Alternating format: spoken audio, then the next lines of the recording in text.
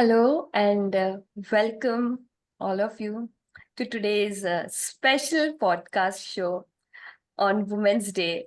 And I'm really pleased to have you share your views about the changing role of women in today's society, how women are evolving, and where do we see future of ourselves and future of other women around. I would say since the time that I was growing up and the world that I have seen around me, right from education point of view, I see there was a lot of gap between me, my the way I was educated, and my mom or my aunts were educated. The freedom that I enjoyed after my education was something my mom and aunts would have never thought of. In fact, my mom was scared of giving me this freedom just because she had never experienced it. Even at workplace, I would see when I started my working and as an articleship, I was the only girl in my team. But today, when I see the new bunch of people joining in, it's like almost it is like 50-50, the women and men. That's the progress this society has made, I think, over past couple of years. And I really feel that this generation, we are really privileged to enjoy this. Had I grown a few decades back, I don't know what my life would have been.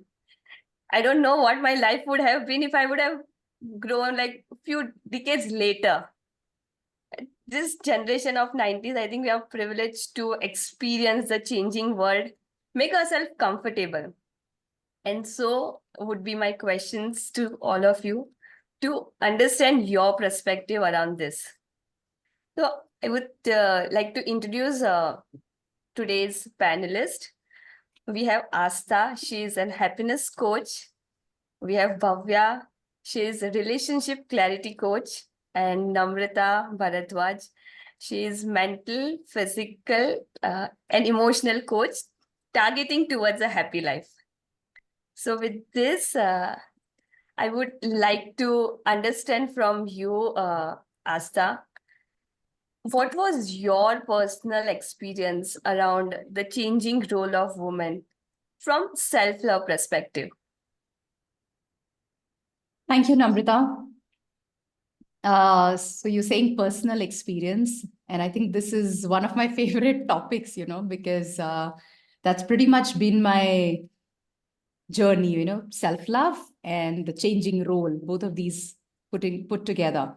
And I think it's been a classic example of, or even before that, I would say we are in very, very interesting times right now, where there is access to so much more, that we can really see the both sides. So I mean, there's a part of me, and you were talking about 10 decades earlier or 10 decades later. I feel no matter which decade we're in, we'll have a blend of everything. It's going to, the journey is still going to be on. So for me, what started as a typical stereotype, with this certain conditioning, which is bound to happen, I can't change that, with a certain conditioning, and living in the supposed to, this is how I'm supposed to be, this is who I'm supposed to be, this is what I'm supposed to create. So coming from that place, nothing wrong with that, but coming from that place where everything was pretty much superficial, and my idea of how I'm supposed to be, and when will I gain that acceptance and love, forget with others, but for myself also, was decided. So if I do this, cool. If I don't do this, there's a problem. So me accepting myself was very, very conditional.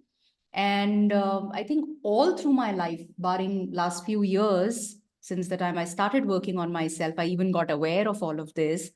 I was living the life pretty much like that. So while we use the word self-love quite often, and which is good, but to really understand also what it is, I think one is at the level of knowledge conceptually, and the other is when you really experience, and that is a journey, a journey of going through the pain of, oh, okay, ये भी हो सकता है. I mean, I can be this and that's okay. Like the courage to accept that this is who I am, messed up, imperfect, not knowing what it is, goofing up, right? Not being this best that I think I'm supposed to be. And yet I can, I mean, I'm really amazing. So for me, personal experience has been this transition and transformation. And I'm glad to have been, or to, I'm glad that I'm here at this time where I have access to the mentors, the coaches, other people who are now more and more aware and committed to working on this. So I think that has changed, if you ask me, in terms of the role of women, where they are more accepting of who they are. I today am more accepting of who I am. And like I said, it's a journey, because there are still moments when I get very harsh with myself, when I question myself, when I discard myself. But I go back to, it's okay. And I think that's what self-love is, where I'm just comfortable in my skin. I'm more expressive in a very authentic way. And I'm accepting my authenticity and yeah, just who I am. So, Bhavya, I would like to know from you about the changing role that you've seen, how women have evolved and started thinking from career perspective. Hi, Namrata, and thank you for having me here. It's lovely to be here with the other Namrata and Aastha as well. So from a career perspective, what one of the things that you mentioned at the very beginning of the call, right, that we're lucky to be in this era, our 90s generation, couldn't agree more. I think going back to, I've had to give you a little history about, the women in my family. My maternal grandmother, right? She went to school. She was put through school. She was lucky enough to be put through school, and then she was married off at 18. And then it was just, okay, now you need to be at home, you take care of the kids, you start a family, and all of that. That was her life. And it was only through my grandfather that she got the opportunity to, he opened her world up a little bit more. He would go to the library, get some books for her, give them to her so that she would be able to read, to expand her, mental capacity, her knowledge space. But she never really had a career as such. She, was a homemaker. Moving on to the next generation, my mom, right? She's a chartered accountant. And growing up, I remember seeing my mom, she would juggle between, home and work. But she definitely prioritized home over work, right? But thankfully, there was a work element that I got to see in her life, that even if she worked part-time, it was like 9:30 to 1:30 in the morning. Then the rest of the time, she's at home. She's waiting for us to get back from school. She's taking care of us. This is how she was kind of managing both. She got to go through school and her articleship and all of that. And then she got married at 28, right? Now, if I had to follow the trend, hopefully I'm going to get married before 38. Okay, we're not going to wait decade after decade. But I think in this era, I'm also going to say I've been super lucky to have parents who have been a little bit more open-minded. I remember my final year of college, they were like, oh, okay, you're graduating from college now, so we need to start looking for, guys. And I was like, guys, for what? I want to work for some time, right? And I always had that card to play that mom got married when she was 28. I'm 23 now, so I still have 5 years. You cannot push me into that. I want to work for some time. Thankfully, they were very understanding, and they've been on my side, regardless of what I've wanted to do. So I worked in corporate for a while, and now I'm on this entrepreneurial journey, doing all these experiments. And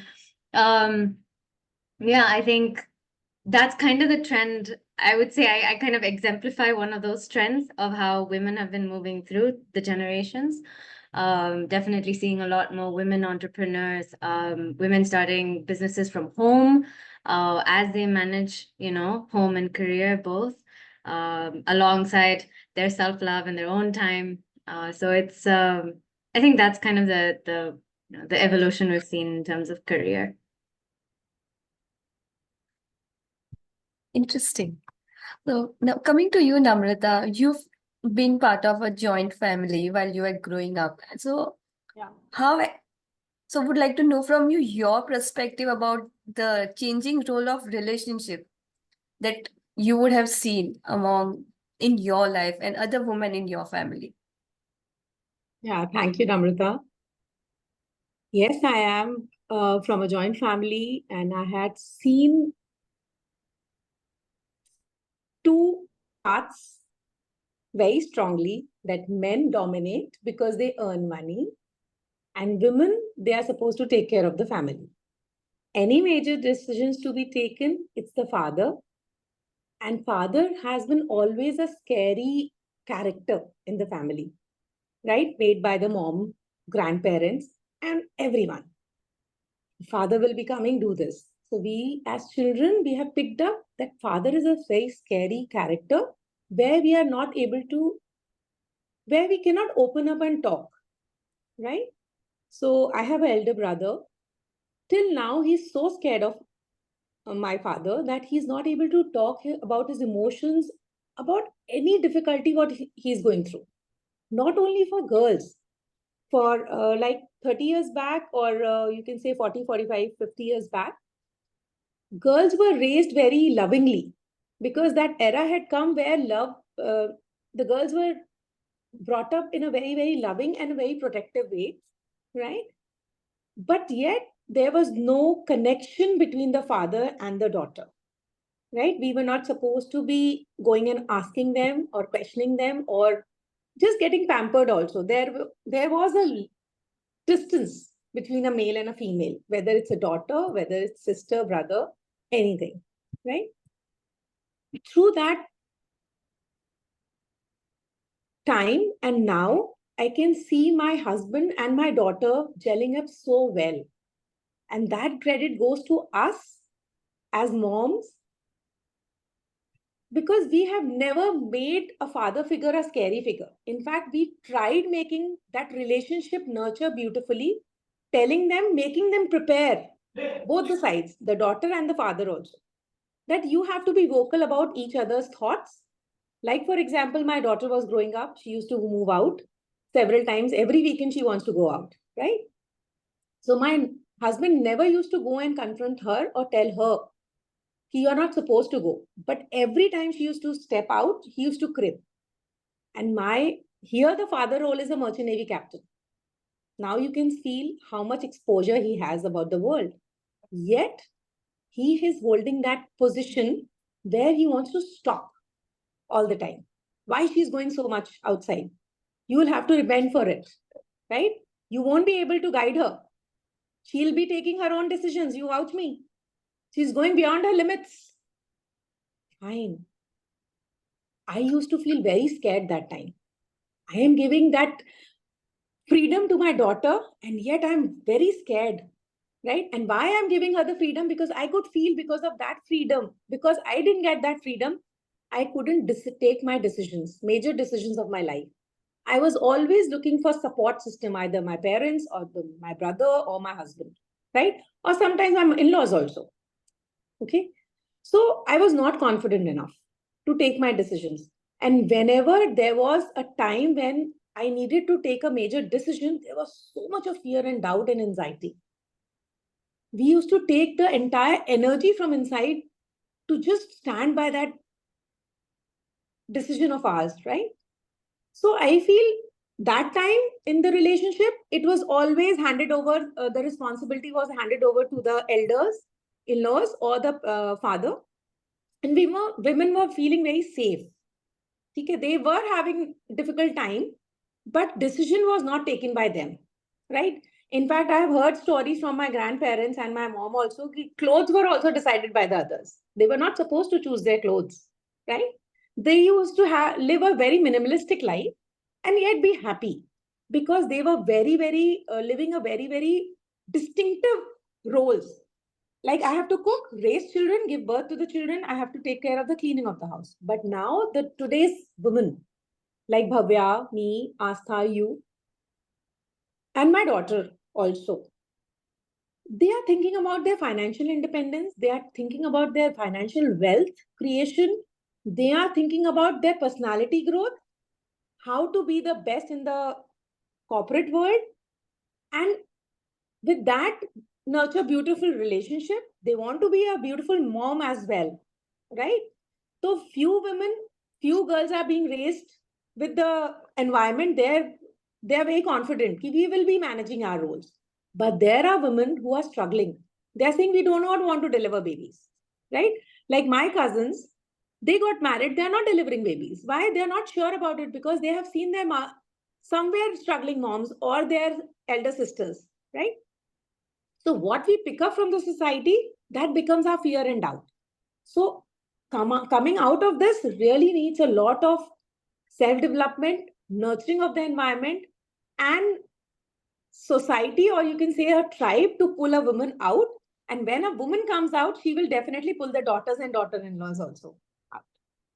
Right? So relationship for me has really changed in terms of every relationship. Like self-care, that's a relationship with myself. That has improved a lot in the coming eras.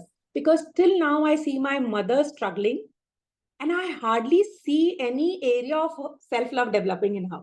She's always in a zone of serving, people pleasing, right? I will not call people pleasing for her because I don't like that, because she has her own identity. She's a very, very devoted mom, right? She has been raised and nurtured like that, and she's nurturing the family. And because of her today, what I am, because of her. She has been so strong woman, nurturing my feelings. All the time she used to, I am just wanting to share one thing. I have gone through a lot of examples of patriarchal systems. My mother has literally hidden things from my parents or my brothers and the men of the family and the elders of the family, and slowly nurturing me with love, affection, emotion, financially, physically, sometimes mentally, and sometimes taking decisions quietly and saying, just go and do it, just go and do it. And that was the kind of nurturing we got. And now, moving towards the era which we are living, I go just blunt. Go and ask your father. If he is not agreeing to it, you make sure how will you convince him. Just make sure he's your father. Do not disrespect him, right? Just use a very good tonality while explaining yourself as if you are in the office, convincing your boss. So go and talk to your father, put your rights in front of him, and see what comes up. And keep patience, right? So this is the kind of nurturing I have done with my daughter, and I think it has worked beautifully. Today I can see they are becoming best friends. And as a mom, I was really always aspiring and dreaming for, if I am not there, what will happen to my daughter? I used to get that thought, if I am not there and my daughter is living with my husband, what will be the kind of life she will go through? So now I can really very confidently say they are living a beautiful role as father and daughter. They are nurturing their relationship and they are coming out of all the inhibitions. And it's a gradual process. We all have to work towards it. With the relationship with the mother-in-law, it's improving because we have become vocal. We share our love openly and share our difficulties openly. And believe me, when we start sharing our problems with the other ladies with a lot of love and compassion and empathy, they also understand because they have also gone through that. So relations are really improving a lot. But one thing which self-love is much, much required, that is the area which we really need to work on. Because juggling between so many roles and just doing your best and giving your best, that is ingrained with the education system. Be the best, be the topper, be this. So we are trying to give our best in every relationship. So I would say just keep one relationship at the priority, that's self-love. And that's the relationship we need to nurture with ourselves first. And then comes, if we are happy, we can keep all the relationships happy as much as we can, right? So that's from my side for the relationship. Thank you. Yes. So Namrata, you've covered like entire spectrum of relationship across all dimensions. It's nice listening to that. Aastha, coming to you, how do you perceive the role of mentoring when it comes to women's career?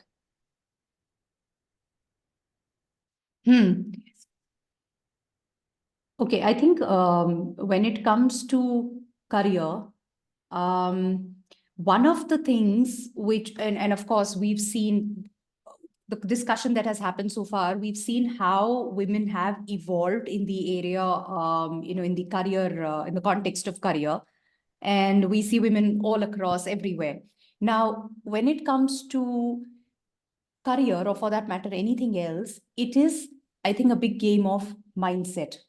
Any evolution is basically a shift in the mindset that is needed, because then there are certain ways of doing things, certain norms, certain traditions which women were following. And career had a very different connotation earlier with respect to women. Now, as we evolve, and if something needs to change, right, why aren't we still with the earlier kind of a framework? Because something was not working, it wasn't serving, and that's where there's been a shift now. To bring about a shift, it's not just externally, but it's more to do with the mindset shift, which is where, when we talk about empowerment, we say, it's not outside really. Nobody can really empower unless I am willing to stand up for myself, unless I, am committed to whatever it is that I want to create. So mentoring, or I would also want to club coaching with it, or maybe counseling or whatever, is needed, because if mindset shift has to happen, then I need to be able to break out of the paradigm, and I have to break out of my current thinking, my current conditioning. I need to disrupt this. And for that, I need external support. This applies to everybody, but since we're talking about women, I need an external support. And a mentor is typically somebody who's walked the path, who has knowledge in that domain, in that area. And the mentoring guides and supports whoever, the mentee. Right. So why mentoring really for career? Because for me to break what's stopping me in my career, where I want to be, or to even think that this is a possibility, I need to disrupt this thinking and maybe expand my thinking. And for that, mentoring helps me actually have that vision. Mentoring gives me, I feel, a permission slip somewhere, Ki, acha, if they've done it, maybe I can as well. Oh, acha, even this is possible. If this is done, why not this, So somewhere, that's why we also talk about the power of community, and we say, okay, why not us doing it together? The idea is somewhere we pick it up from the others, and that just gives us that momentum, that the push, and we kind of get going. So I feel in that sense, mentoring is extremely important. It will help different people in different ways. Somebody may just need a little push. Somebody may just need an entire, generating the awareness. So it could be different things that mentoring does to different people. But yeah, I think fundamentally it's that mindset that I really need to shift, and that's where I need external intervention. Okay. Bhavya, relationship has changed a lot, like we heard from Namrata, whether it is relationship with a spouse or family. In those scenarios, how do you perceive role of mentoring from relationship perspective? So it's a happy and joyous relationship that you would have with people around you. Thank you for the question. I think the short answer would be it plays a huge role, mentoring, even in relationship. I know we've heard of mentoring for career, we've heard of mentoring for self. Mentoring for relationship, I still think, besides relationship counseling, it's still, at least in India, it's still growing, right? It's a new market, if you will. And I think, okay, especially when we want to, if we're talking about how we've evolved over time, right? And we're talking about redefining some of our societal norms. As a relationship coach, I'm definitely going to say that our parents are our first mentors. They're our first role models. if you think about it. The relationships that were modeled to us, if you think about it, like your mom and your dad, right? That relationship is probably one of the few that we have seen up close and personally, right? We've seen all the ups and downs as much as they would let us see, at least. Yeah. I think that's what was modeled to us in that relationship. That's what we associate with subconsciously. And so coming to the point that Aastha was making about mindset, right? The relationship that we see growing up, that's kind of the mindset that we have, that, okay, you know, relationship mostly looks like this. And so I feel like as adults, right, when we step into that adult realm of, okay, now I want to create my own relationship, actually going back to our parents and understanding the nitty-gritties of their relationship. Now it's like we're adults, right? We're all adults in the room. We can talk about, I'm going to say, most topics, hopefully, right? Understanding their relationship and getting more context on it can actually help us to unravel some of those mindsets that might be holding us back from creating the relationships that we want, right? In terms of redefining the societal norms. I think also, in addition to parents, then we've got the people around us.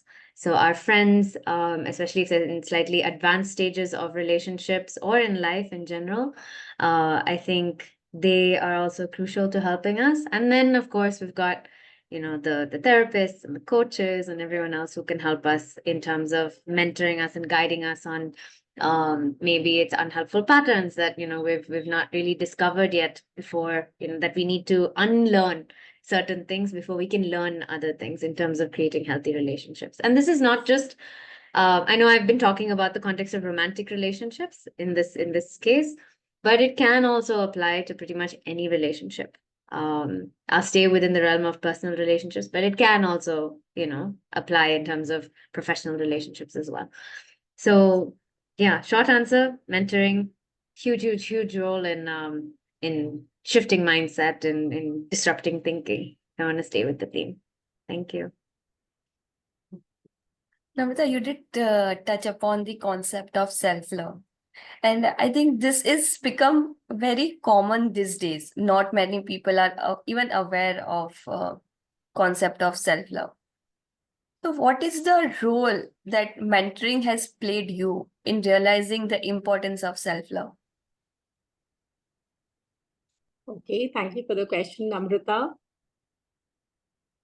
For me, mentor was the most important person who taught me self-love. In my era or in my learning, I had not such kind of a word in my dictionary or in my life. What is self-love? No idea at all. It was first introduced to me by my mentor. And when I got to realize all this, then I could feel why I was always looking towards everyone to compliment me, to tell me what is looking good on me, right? And always looking forward to just be healthy, not healthy, thin, as I see everyone on the screen or rather around me. Everyone used to look better than me all the time, right? There were several times I was not looking at myself in the mirror fully. I had no concept, because when I was growing up, whenever I used to look at the mirror, I used to get such kind of statements. How much you look? You're so obsessed by yourself, right? We were not allowed to look at the mirror also so many times. So that is the kind of upbringing we have come up, and we have heard such statements. So there is nothing in our brain about self-love. What is self-love? For me, initially, self-love was just get a massage, tell your husband and move out of the house and go to a parlor and just get a pedicure done. That was the level of self-love I was understanding, right? After getting a mentor in my life, today I can say that was the best decision of my life. I invested in learning the quality of love and what is real love, or what is the kind of love we need to and we are always aspiring for, right? Because when we are not in self-love, we are expecting everything from others. The confidence, the courage, the compliments, everything from others. Like, for example, my husband. I am in deep love with him. But when he's not up to my expectations, like I'm dressed up and I'm moving out, he's not showing or coming up with a compliment, that love immediately converts into a hatred. See, he doesn't love me. What kind of a signal I'm getting? He doesn't love me because he's not complimenting me. I'm not looking at myself and complimenting myself, right? All the time we are looking for validations from outside, all the compliments. But when I got a mentor in my life, then I was truly a different person, understanding it's my 100% responsibility to take care of my happiness, my love, and self-care. In fact, I happened to be in a Bhagavad Gita session one day, and there they said the biggest dharma of a human is to take care of their body first. Because this is the car our soul is driving in form of a physical body. So to take a transformational journey for the soul, it's so important to take care of yourself. And to take care of yourself, you have to come up for self-acceptance, right? Whenever I look at myself or anyone, I'm still learning, right? Whenever I look at myself, oh my God, today the hair is not so good. I'm not looking at 10 things which is good, but I'm looking at, oh, it's not looking good. I could have looked better. See how the brain patterns are showing up. Only the missing tile we are seeing, not accepting what we have, or rather how we have.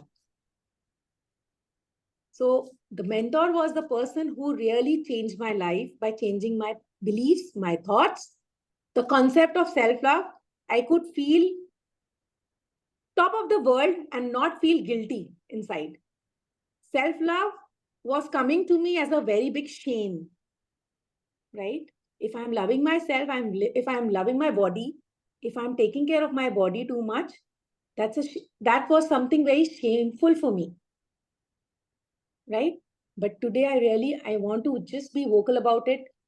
Come and learn, find a mentor in your life. That's the biggest investment I've done, because as I told you, being privileged with everything was lying there only. I was wearing it, but I was not confident enough. Today, I'm not looking for anything from outside because I am happy from within, right? The confidence, the courage, or the self-love is basically coming from inside. I'm accepting myself.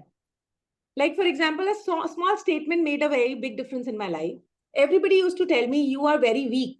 You are like your father. You catch cold very fast. Any functions are arriving, you get ill. You are very weak kind of a personality. You feel very cold. Slightly chill, you feel very cold. Okay. I started loving myself and I made the new story for myself. I said, no, I don't feel cold. I love to be in warmth, right? I want to embrace my warmth rather than the chill. Okay. So this changed my confidence. I am like normal people, right? So there are so many statements which I have changed in the self-love discovery with my mentor. So that's the role of a mentor in leading a very happy life and a very courageous and a fulfilling life. So today I'm not looking for validations anymore. I'm happy by myself. And if I am happy, I can give away my happiness to others also. Right? And pehle kya hota tha? I used to all the time crib. I'm not looking good. Whenever the photographs used to come, I was the saddest person and going inside my room or lying down and thinking, oh my God, I look so horrible. I should work on my skin. I should go to a dermatologist. I should do this. I should apply this kind of a makeup. I should learn this. All the time cribbing. So that's the role of a mentor.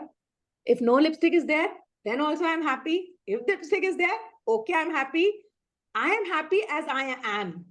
So I have started accepting myself. And that is because of a mentor in my life who changed the entire mindset, as Aastha said. So it's all about the mindset. And we have to look forward for outside help because we are living in a society pattern which is ingrained in us. So until and unless some wisdom or a mentor who's trained for it comes and tells us the other story, the other side of the picture, it will not change. So to bring that change, we have to be into that zone of learning with a mentor. So that's the importance of a mentor. Thank you. Beautifully explained, Namrata. Now, coming to Aastha, I feel that the entire journey that womanhood had seen, like the woman in the community has seen, probably that would have not been possible without the support that we got from men. Today, we are celebrating Women's Day, and the people who are wishing us from the heart are the men's in our life. We keep on asking more from our men, but let's acknowledge all the efforts that they have done to bring us where we are today. So, Asa, I would like to know from you the role your husband has played in building relationship with you and the person that you are today. Such interesting things are coming to me today. Relationship and then men and women. Again, a huge part of my life. I mean, pretty much any married couple. And I would also extend it to maybe other men, because we're talking about men at large. But how the changing role of women and how can men be more supportive in the relationship. Okay, one answer that just comes to me is, if I look at it, by doing the work on themselves. Yeah, there's this, and what does that even mean, doing the work on themselves? Which means, as much as it is the responsibility of the woman, and I'll just relate it to myself in a while, the responsibility of the woman to look after her happiness, to do the stuff that she desires, or to feel the way she wants to feel. So whose responsibility it is?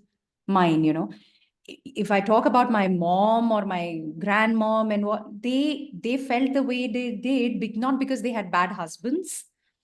They didn't even have the awareness of what it meant. Again, a very strong conditioning, and this is the way to be, and this is the way to think. And so there was no awareness. That's how the societal norms were. And similarly, the men didn't have that awareness. So none of them was good or bad, but just that.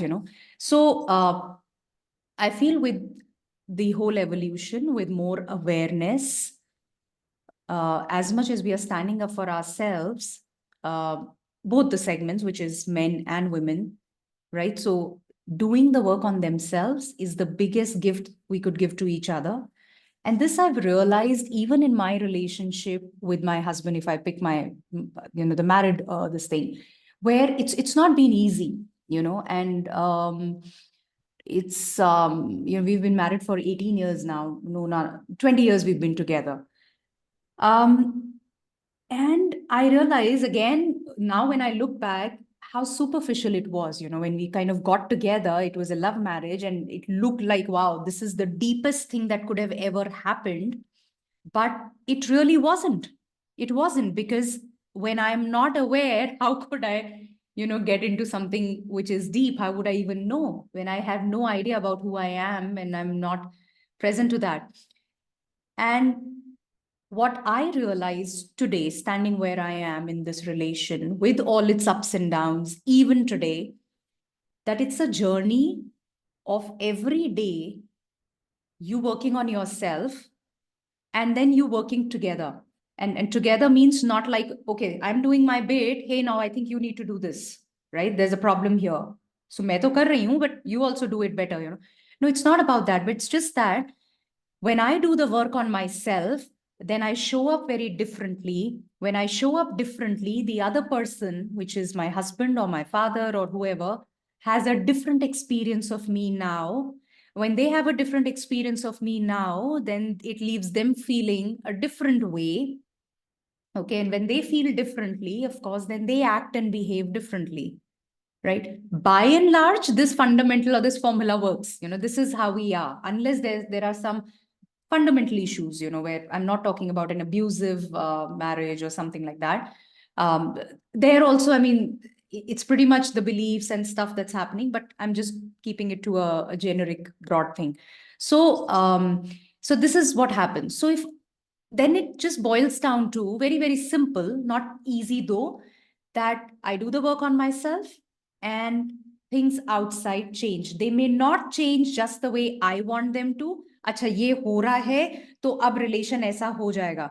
So I'm working on myself not in order to, but it is in the relationship with myself. I am getting better and better. It's a more powerful, more meaningful relation, which then translates into a more meaningful and powerful relationship with the other person, which could have any of the outcomes: coming closer, getting divorced. You may realize, oh, we're not meant to be together, but either of it in a very peaceful and powerful manner, you know.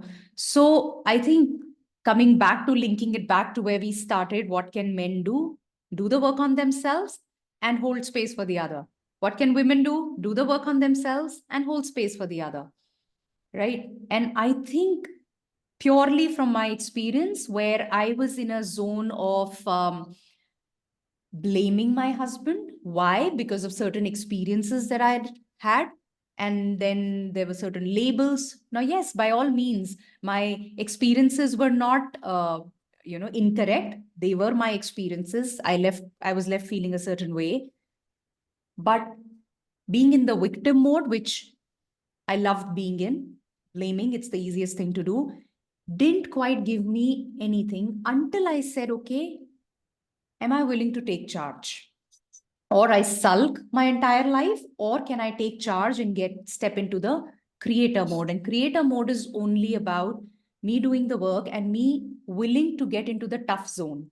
The tough zone would be stop blaming and maybe question what I'm thinking about him, what I'm believing about him. Not the easiest thing to do. My ego doesn't want me to do that, you know. So I think, yeah, that's where it is. In relationships, it's about working on yourself and being willing, having the courage to get into that tough zone and question what you may be thinking and believing. Yeah. Loved your answer, Aastha. Coming to you, Bhavya, how much ever is spoken about self-love, like rituals, practices that we do, but we still crave for that one compliment from our partner or father or a boss. I would like to know from you, what can men do to ensure that women are able to deep dive into self-love so they can give best to the family or anyone she is in touch with? Oh, beautiful question. Since we're talking about support from men, I actually would like to take this opportunity. I'm pretty sure they will be watching at some point. Massive shout out to my dad, my brothers, my own brother, my cousin brothers, my partner, and my mentors. All these men in my life have been crucial to what I do today, how I show up today. And I just want to thank them. Lots and lots of love and gratitude for that. I think in terms of men supporting women on this journey of self-love, right? This awareness, this discovery that we're most women end up going through. Actually, all people end up going through, but since Women's Day, we're speaking about women specifically. I think the first thing that all men need to do is understand what makes the women in their life feel safe and feel supported. So understand what it is that makes them feel supported. I think a lot of that boils down to having very open conversations. There's a lot of patience. There's a lot of curiosity. There's absolutely no judgment in whatever comes up, right?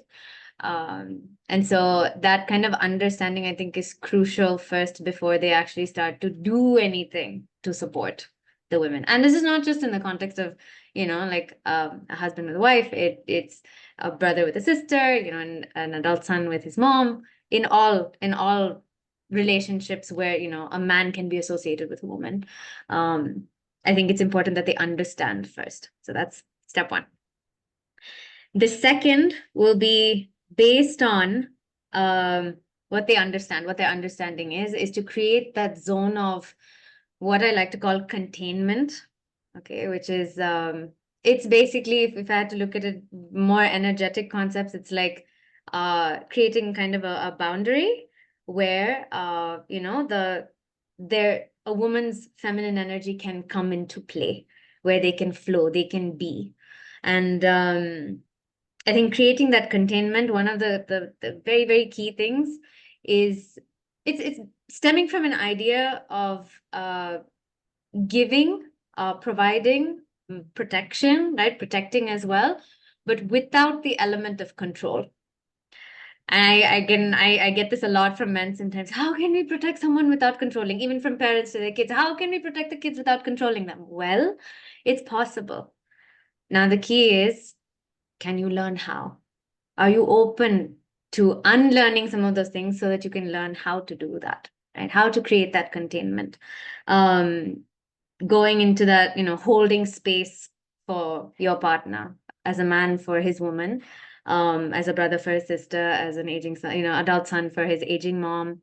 Can they share the load, right? So let's say, I would definitely say this, guys, install a period tracking app. If any of you are dating women in that age range, please install a period tracking app.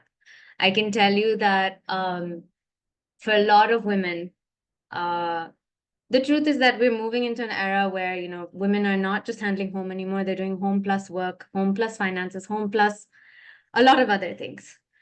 And I also think I want to acknowledge them. And I don't think it's that they don't see this. Sometimes it's just that they don't know what to do or how to do these things, right? And I think it's the role of the women, the mothers, the partners, the sisters, to help the men to understand what to do. And there are ways to communicate that as well, right? Gently, without knocking on their ego, to be very, very kind with that.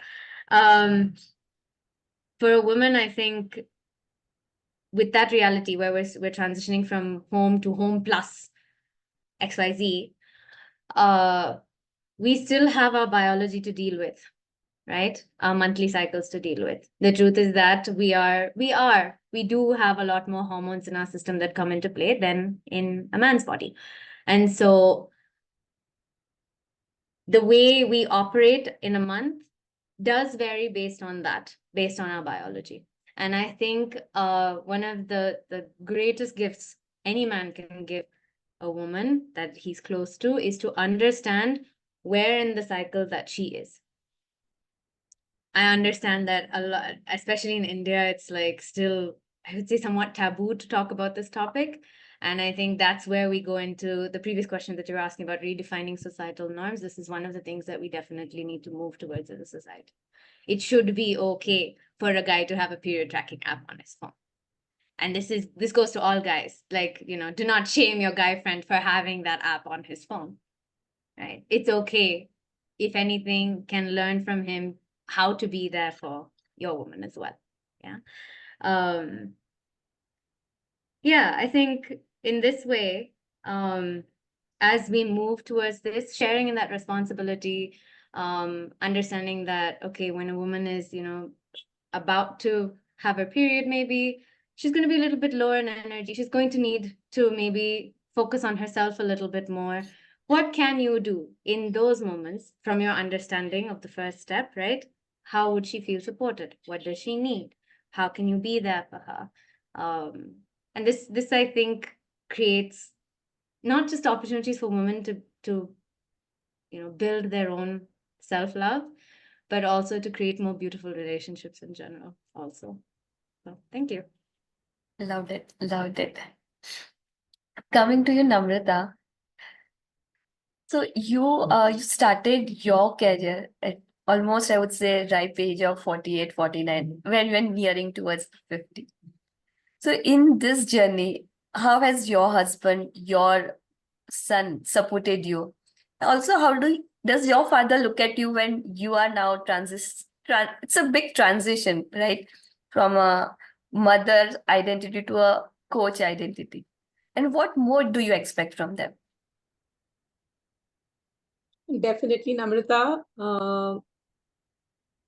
The career for a woman, it's actually juggling, not physically, it's juggling mentally and emotionally a lot.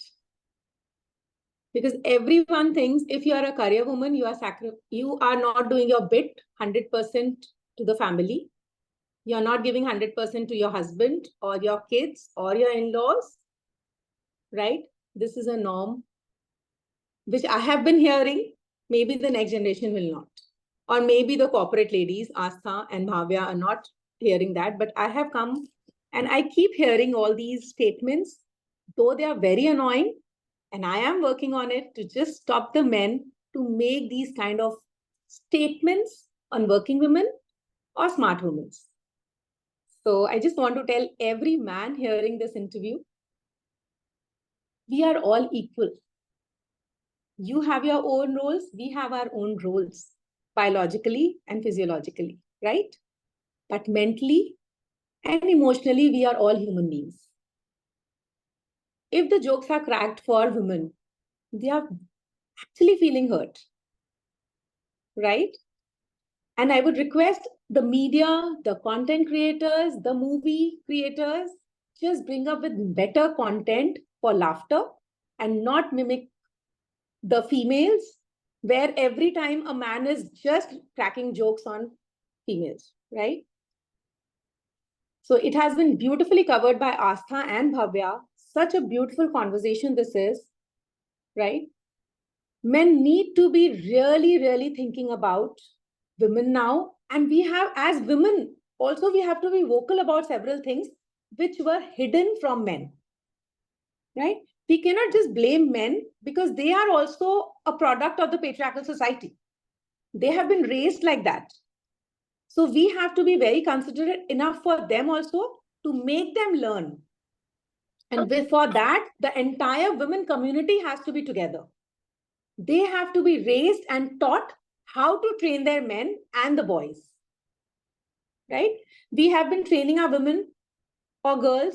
You are a diamond, so you need to be protected, extra protected. You are not to be left on the roads. You are to be kept in the lockers, in the most beautiful environment, right? But what are we teaching our boys anything? If a mom is a career-oriented mom, right? So my mother didn't have time for me. I am responding like this because she was not there. I never got to nurture myself under her like you have been, right? So the men have to be trained. For men like my husband or for ladies of my age who are actually picking up careers beautifully and doing a great job at their second innings, I would say between 40 to 55 or 60 maybe, their men have to be really, really considerate enough because they have seen their moms working very hard, serving, right? And half of the life of the wife has also been into a mode of serving, right? So here the men role comes where he is open to communicate, right? Several times they will be passing on comments which is hurting for a woman, right? It was not easy for me to pick up online learnings, to pick up computers, to be vocal, to be coming on camera and showing up, right? It was not easy for me. It gives me fear as well. So when I am portraying myself very strong enough as a career woman, just be supportive enough with not extra love or care, just simple stopping yourself making statements, right? Why did you say this? It's a very simple question, right? But it hits us. Okay. And now you're moving towards a career. So he also needs to learn. If I am available, I can just go and do a simple task, picking up water. I'm not talking about Aastha's husband or Bhavya's to be husband because they are trained beautifully. But I'm talking about the background where I am coming from, the Marwaris, where men are changing a lot, the youngsters, but still the fathers I'm talking about. Because believe me, our mothers are suffering a lot. At this age where I am changing to be a career woman, why? Because I do not want to answer for every penny I spend or whatever choices or value system I am talking about. I do not want to be answerable to everything. That's the reason I'm moving towards a career. Okay. It's not about just the money. It's about your value system and your decision taking, right? And to be honest enough, I have spoken to so many women out of 10, I think 8 are willing to take up a career to be financially independent. It's not about 500, 5,000, 50,000, 5 lakh or 5 crores. They are wanting to move out of that comfort zone and earn their own money because for their self-respect, which is lacking. So whether it's a career woman here, a homemaker converting into going towards a career, or a career woman changing her career, it's her choice. The main thing which is required is the respect, which the society is not allowing a woman to have, right? Somewhere, just look at the entire day. There are statements either on a radio or on TV or on social media. There are still so many jokes over women, which men are cracking. Abusive language related to women. Okay, this is all the time shaming a woman, right? So if these things can be put up in front of the society, ki bhai, stop it, yeah. It's enough. We are all humans. Understand biologically, physiologically, a woman, and women should be understanding the man as well. We know men are raised in a very, very egoistic way. We are told and groomed by our mentors also, do not hit the ego of a man or never disrespect a woman. Why? Because ego can lead him to a state where he becomes a very destructive man, right? And for women, do not disrespect a woman, please. That's a request to every person who's listening to this. Just go and sit down and reflect. How many times you have told your mom, why did you cook this for me? I'm not getting in shape because of you. You are cooking so much oily food. That can be conveyed properly to your mom. We know men are working very hard, slogging outside. But there is a heart working for your goodness and your well-being every time. She's praying all the time. And being females, we are givers. We are born givers and we will be givers by nature, right? The nature has made us like that. So just a request. Careers, definitely in professional world, men are getting groomed. They are taking women head on and they are respecting women. Okay. Now, Indian man is also realizing I have to get up when a woman enters. Entering a lift, we have to tell them, please, okay, we do not want that. You enter first, I am the second one, but start respecting a woman from within. That's an ask for me to each and every man, each and every boy. Thank you so much. Very beautifully narrated, Namrata. So, taking this forward, I would say post-COVID, the role technology has played in our life has been monumental. I think it started with social media, but COVID and Zoom and interaction, it just changed way things were taking place. So, Aastha, I would like to know from you, what role you think a technology can play in women's career? Massive. Can completely turn around the whole game. That's what it's done for me. And I feel today, again and again, this point is coming up that we are in blessed times where I see a woman sitting, I don't remember the name, Khamma Ghani or something, that's the name. She sits in a remote Rajasthan village and every day she comes live and then there's this amazing Rajasthani Jodhpuri jewelry. She'll be like, Khamma Ghani sa, and then she'll display, and then this is the order, and this is Baju Band, and this is this, and she's dressed up in the traditional Rajputi poshak, and she's doing that. And it is amazing, so heartily to see this, that now because of technology, anybody sitting in the remotest of the corners of the world can, if they are willing to. So now there's no more this thing of poor me, I don't have this, you can just start doing it. You don't have to travel the globe. You don't have to step out. Just sitting right there. But you talk about, there's this lady, amazing stuff she does with makeup and all. And along with that, so she gives makeup lessons and she gives life lessons along with that to women.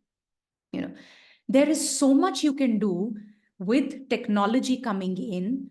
And there's no more this need to, the access to information, the access to learning. We're talking about self-love, we're talking about doing the work on yourself. Now, how do I even do it?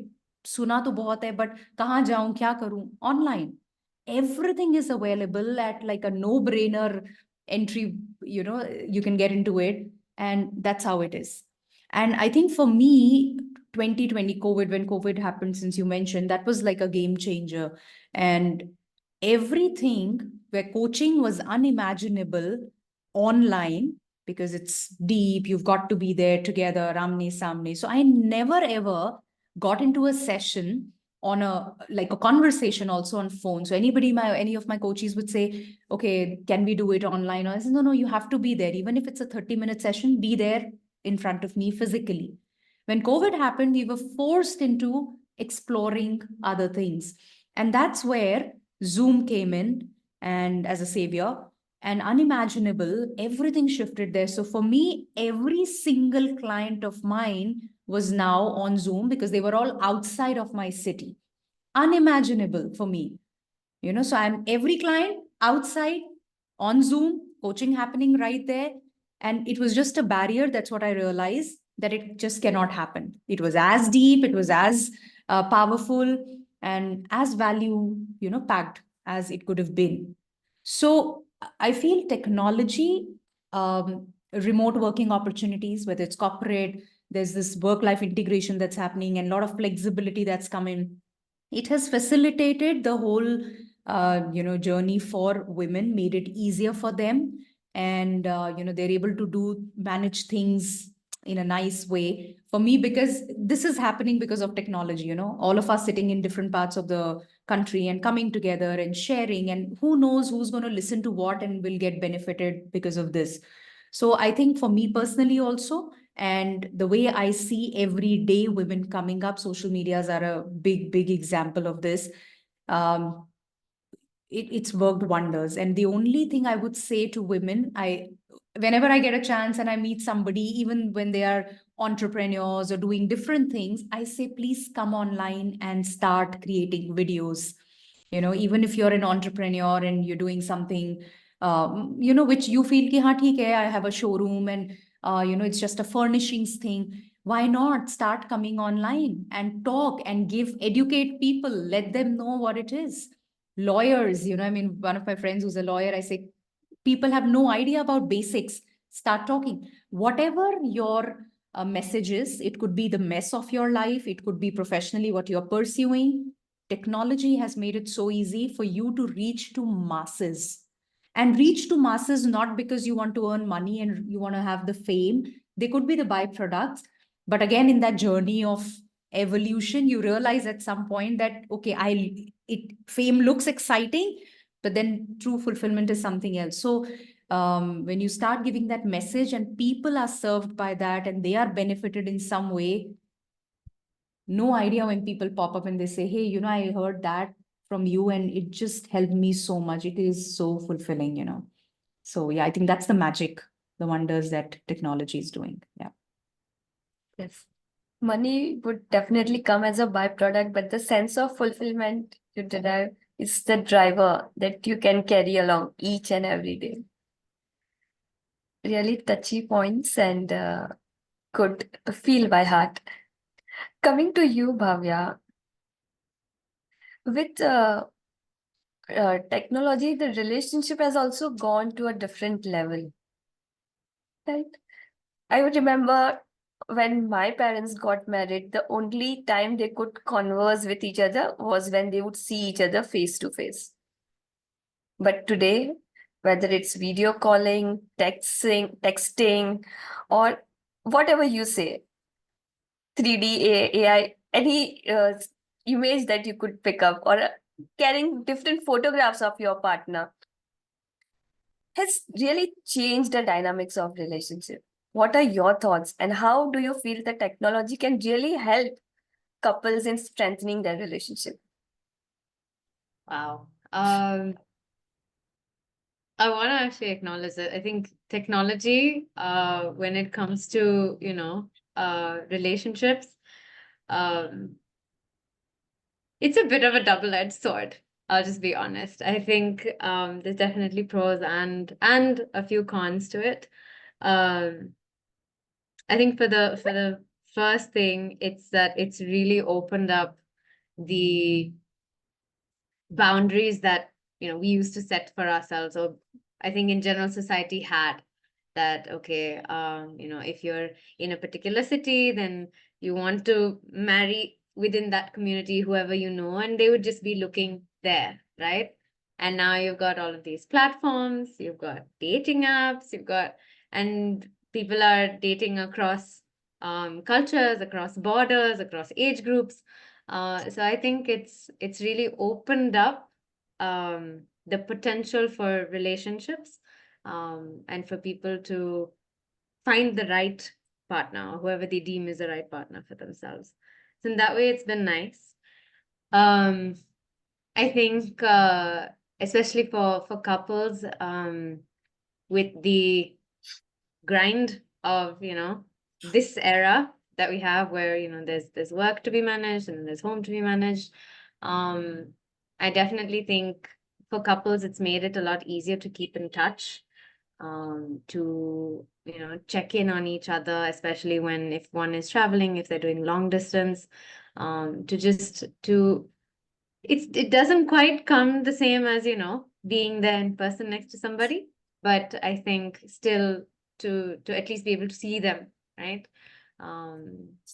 Whether it's video calling or a video, hey, this is what happened in my day today, and I had this really big win today, and I want to share this with you, and being able to still catch those small moments in a partner's life. I think that's technology has made that possible, and that's beautiful. On the flip side, I do also want to say, I think technology's made, I think, certain couples, I won't say all of them, more wary of the presence of technology in their relationship. Like if I'm sitting down to have a conversation, right, with my partner, I will, as much as possible, try to leave my phone in another room. I will not take it with me to have that conversation, unless there is something I absolutely need to look up and show them at some point, or if we're doing something that's related to technology. And I think that kind of awareness and consciousness, I think it's because technology has been kind of pulling us away from each other. I think now we're bringing more awareness to that you need to connect. If you're going to connect, if let's say your partner's coming home, put the phone away and just go to the door and greet them, right? It doesn't matter, man or woman, whoever's coming, right? Go to the door, greet them, give them a hug that's at least 30 seconds long, right? Don't just, okay, and then shoo them off kind of thing. And I think in that way, the presence of technology has actually helped us to appreciate human connection a lot more. Yeah. Thank you. Yes. And Namrata, you've raised 2 kids, like a daughter and a son. If I have to understand from you, and also you've seen the technology getting evolved right at the same time while they were growing up. So in your parenting journey, what role has technology played in your building your relationship with your kids? Definitely, technology has added a lot of value to human life after COVID, because things have become much easier. We are not traveling, we are not wasting much time in travel, and saving our stamina as well. And we are actually upscaling ourselves, learning, doing a lot of work. And same goes with the kids as well. Like my son was exposed to technology long before my daughter, because daughter is elder. I can see a lot of difference in my son and my daughter. So where everybody keeps talking about technology is bad for children, I would say technology is very good for children, because my boy has come out to be a very, very connected person.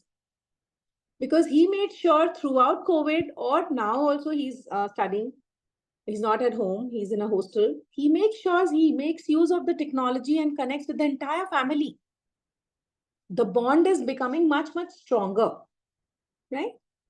Yes, definitely. As Bhavya mentioned, with technology, with more of Insta, social media platforms coming up, the children have access to their personal mobiles, and they are putting in a lot of time and efforts into that, right? But as parent, I navigated them. You see, these are the pros and cons. Like mothers, we have taught our children what is cold and what is hot, what is good or what is bad. You have to see, feel it, touch it, it's cold. Feel it, touch it, it's hot. Same as the social media. Like mostly I keep meeting parents, they keep complaining, my child is on social media all the time. This mobile should be just taken, the government should make a rule, keep before 18, they shouldn't be given the technology, not the laptops. We are worrying so much. The schools are coming up with so much of work and we have to give them what all is happening, and they are highly confused, right? The parents are highly confused because they are not knowing. But to stop a child from technology, you're stopping a child from growth because the future is technology centric, right? So there is a need to learn how to parent this kind of children with the technology. Like we have raised our children so beautifully, like we as children are good human beings raised by our parents. Now it's time with the technology, you have to raise your children. So now you have to teach them beautifully how to manage the life with technology. So for me as a mom, I feel the parents should be taught along with the children. Basically, I think the parents should be taught about technology and what's the new relationship with the technology. As we are learning the relationship with the humans, we need to have a good relationship with the technology, because technology can take a person to great heights, awareness. We do not have to travel to Himalayas to self-develop ourselves, right? We can sit in our comfy of our home with a right mentor in our life and few friends and communities. We are evolving beautifully, spiritually, mentally, emotionally. We are being nurtured through this technology, which was not possible before, right? As a mom, I wanted to learn so many things. I wanted to go to ashram sometimes to places for retreats, but I was not able to because I was taking care of my family as a mom. But today, after COVID hit, we are accessible to so many mentors. Whatever I don't know, I can learn, right? There is no stopping for me. I'm unstoppable now. Whatever I don't know, I can learn. Financial help, I can take. Wealth learning, I can do. Grooming myself, I have mentors. So technology has added a lot of value to the world. So make use of it and build a beautiful relationship with it. And one thing more, stopping doesn't help. Humans are designed that way. If you stop something, that will keep on increasing. So rather stopping, provide them. If your child is asking for a laptop, please give him or her. Just be careful, right? Like for education, 14, 15, 16, we used to tell, like we have evolved talking about periods, talking about the biological cycle, talking about sex, talking about money with children. Same as with technology. This is everything, entire world is on technology. What is you are wanting through this? The intentions have to be very clear to the children as well. So that's the beauty of technology. And definitely there is a picture equally dark. The darkness has a shine and a shine has a darkness. So we have to make sure what part we are wanting to show to the world and nurture it. So it's basically developing a relationship with the technology, and it can be not stopped. It cannot be nurtured by stopping it. It can be nurtured by exposing it more and more in a right way. So that's it. Beautifully explained, Namrata. And I would say, ladies, I'm really loving the conversation that we are having. You have brought in so many different dimensions of life, and made it so easy to understand and even comprehend the complexities across different roles that women play. So that now, last question to all of you, a quick one it would be, how would you envision a role of a woman in different areas? So to start with Asta, how would you look at a role a woman would play in her parenting journey few decades down the line? Interesting. And again, there is uncertainty. Nothing can be predicted. But looking at how it's going now, I think one thing which will still be there, which is how much women influence their children, mothers influencing their children. So that I feel will continue to be as it is because of obvious reasons. And in that sense, then we can obviously come to a conclusion that how the children are going to evolve will have a direct bearing, or rather that will be impacted by how much women are aware, how much are they evolving, in what fashion are they evolving, and yeah, that's going to impact the parenting. So I think I'll pick up from whatever we've discussed so far in the journey that women are taking now of being more self-aware, of accepting themselves, of listening to their needs and desires, of making alternative choices and maybe not just surrendering to the norms. All of that definitely has a huge impact on children, right? Because we've heard this often. Children, they just pick up by observing, and a lot of it's not about what you tell them and preach them unless you walk the talk, right? So, and I clearly see that, so for me, for example, if I just drop two very different situations, so between me and my mom, just I had obviously had a huge influence of my mom. And because there was a lot of discipline and a lot of focus on studies, education, you have to score very well. That led me into being a very sincere, focusing on education kind of a student. And there was a lot of fear around this that, if I don't do this, I'm nowhere, right? And my decision making had kind of gone for a toss. So for everything, okay, my parents are there and I need to rely on them. Like I independently cannot, I just stop trusting myself, right? Now, these ultimately lead to certain behaviors and then the outcome. So what people see, the society sees is those outcomes and how I'm showing up. But I'm just telling you behind the scenes. And when I look at what is the outcome of me doing the work on myself, so not that we don't have our breakdowns, but between me and my daughter, I see that I am able to provide her more space to just nurture herself, more space where she can open up, she can just be herself, she can blossom. And doesn't mean, I mean, my beliefs are what they were. They kick in at times. I catch myself, oh, I'm going back into that thing of, oh, she's not doing this. But then I bring myself back to, okay, can I just let it be? And I see that she is very, very strong in terms of her decision making. She's opinionated. She has her stand. She knows what she wants. She's already clear on what she wants to be, which of course we all had. I want to be this, I want to be that.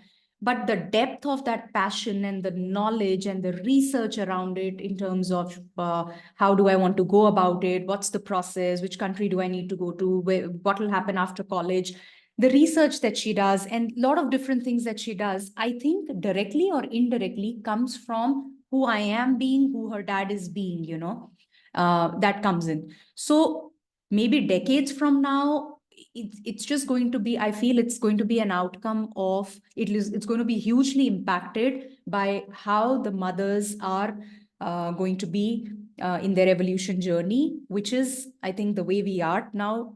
We more self-aware, more accepting, and just makes me feel so happy that as a result, the children are also going to embody that, okay, I'm comfortable in who I am. And I just hope for more and more mothers to start to stop imposing and, not do that out of the unawareness, not because they're bad or they mean bad, but it's just that, if I now understand my parents, I know they did the best that they could, and that gives a lot of comfort. That gives a lot of ease.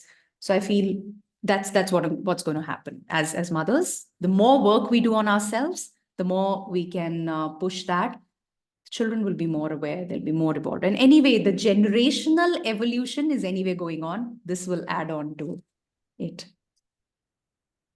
You have really explained how things have changed over to generation and how it would change further going forward. Coming to you, Bhavya. Bhavya, like any day you pick up a newspaper and you would see gender gap discussion, women's promotion being withheld, or any book outlet like crossword, anywhere you go, there would be this section of women. How can they go to the next level? Leadership for women.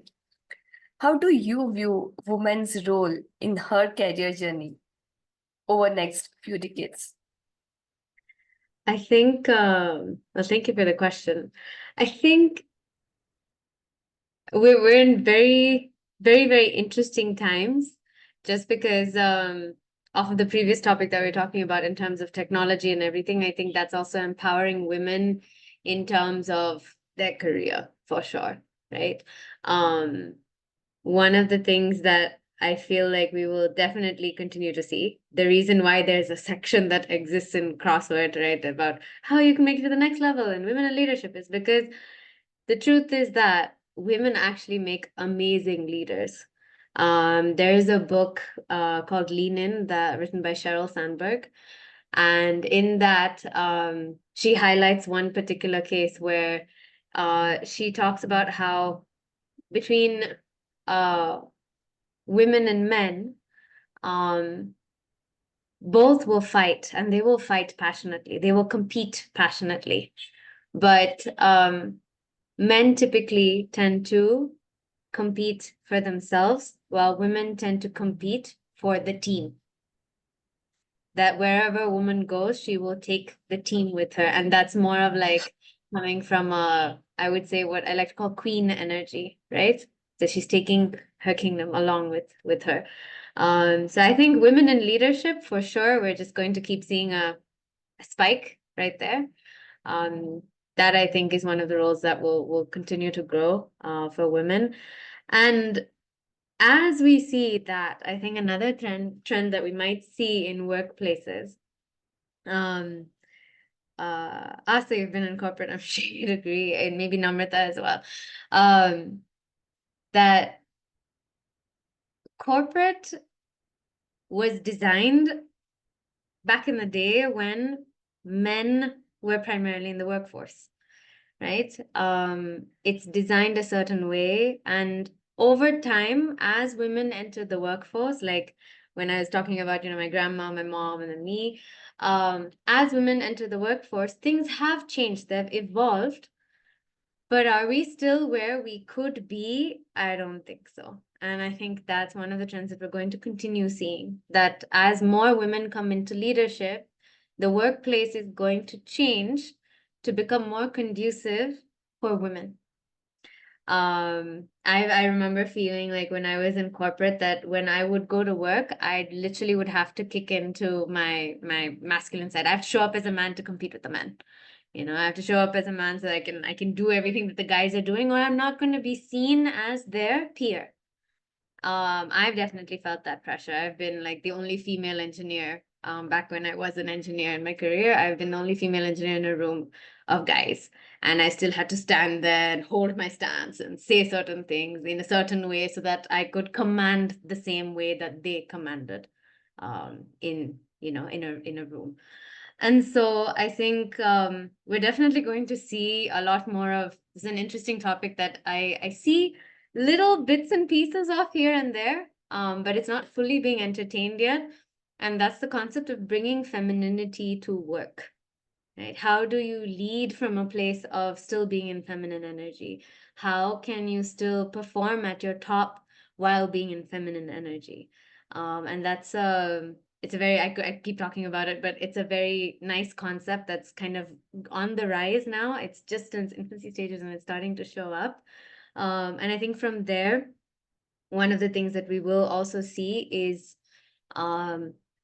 equity at work. And I want to differentiate that from equality. So equality is about, us providing the same things to everybody who's there. But I think equity acknowledges that we're coming from different places, right? The things that women need to function at work are slightly different from the things that men need to function at work. And when I say function, I mean like perform really, really well. Yeah. And so equity would then mean that employers would have to shift in a way to redesign some of their systems so that their female employees can actually excel. They can be amazing while still being women and not having to morph into men to perform at work. So these are some of the things that I think we'll see in the workplace. And the last thing I think I'll say is we'll definitely see women more confidently making decisions about what to pursue in terms of career and when to pursue it, if to pursue it. I think we also live in an era where, I think on some level, there are women who feel pressure that, oh, I need to pick a career, I need to go to work.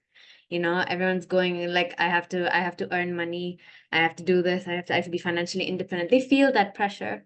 But hopefully we'll move to a space, in where women can also opt to, I'm okay if my husband will provide, and if he's going to create that containment for me without the control, then I will actually choose not to go to work. I will choose to be a homemaker, and that is what will fulfill her. And that is completely okay. It's a personal choice. I think that kind of confidence, even that kind of decision takes courage in this day and age.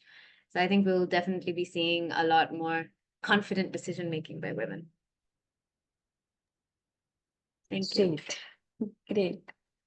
So coming to you, Namrata, a quick view from you, and why I feel this question is apt for you because you've seen a lot of generations while you are growing up.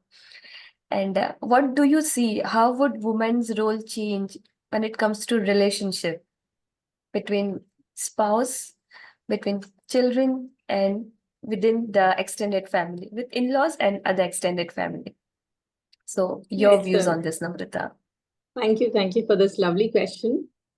And I have already started seeing the change in the women's role in relationships because initially it was a relationship which was most talked about when getting married to a man, right?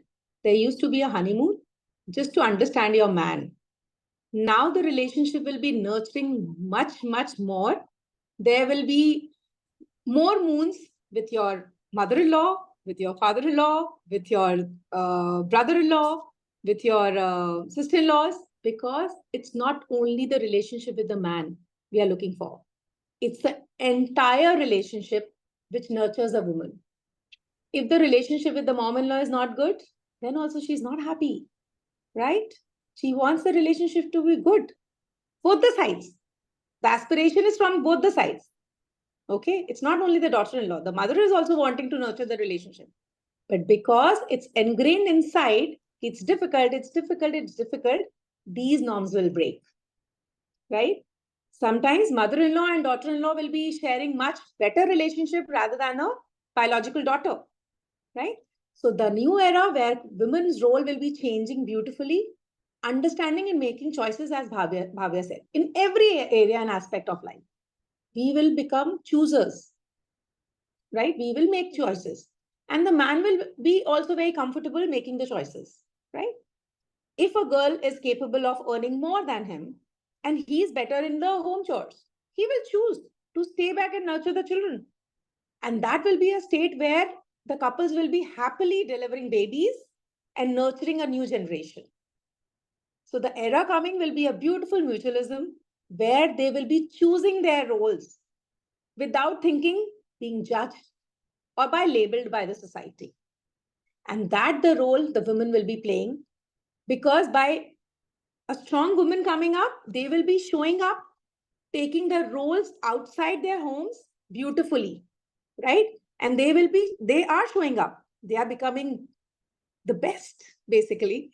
Showing up men, because we are also capable of, right? Where you used to make us feel ki nahi, you cannot do this. It's our job, right?